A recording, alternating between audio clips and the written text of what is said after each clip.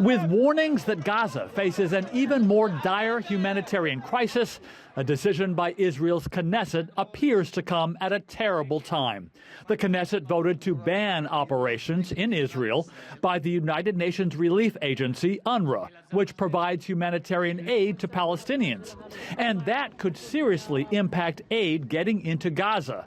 Earlier this year, Israel accused some members of UNRWA of involvement in Hamas's October 7th attack on Israel. UNRWA denied the claims, but nearly a dozen UNRWA employees were fired over the allegations, and the U.S., Germany, and the U.K. were among the nations that then pulled their funding for UNRWA. Still, on Monday, the U.S. and U.K. were among the loudest voices to criticize the Knesset's decision.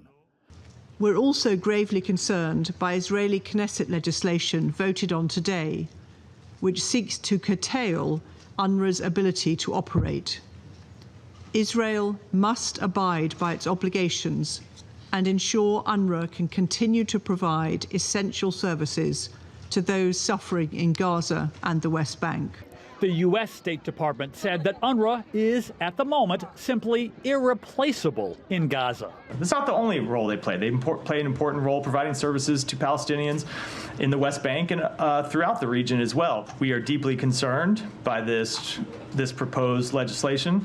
The head of UNRWA posted that the decision was dangerous, a violation of international law, a collective punishment on Gazans, and one that puts hundreds of thousands of children at risk.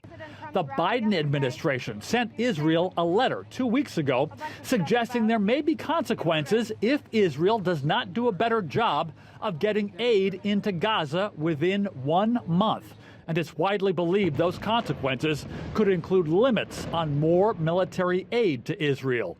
But with a U.S. presidential election in early November and a possible change to a Donald Trump administration in January, the question remains if Israel is now basing its decisions on that outcome. Andy Roesgen, TRT World.